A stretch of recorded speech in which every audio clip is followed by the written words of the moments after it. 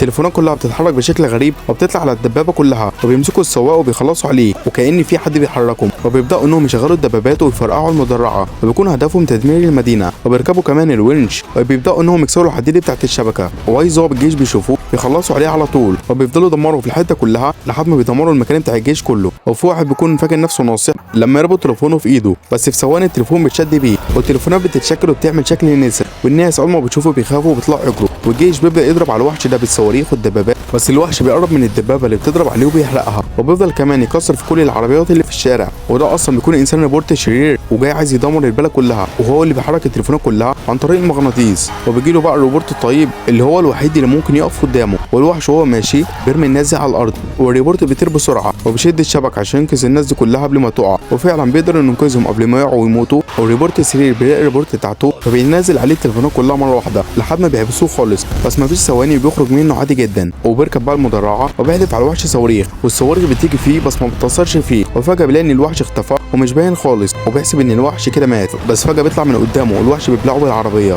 بس بيتصرف بطريقه ذكيه جدا، وبيفنجر العربيه ببطنه وبيهرب هو، وبيقدر ينتصر على الوحش الشرير.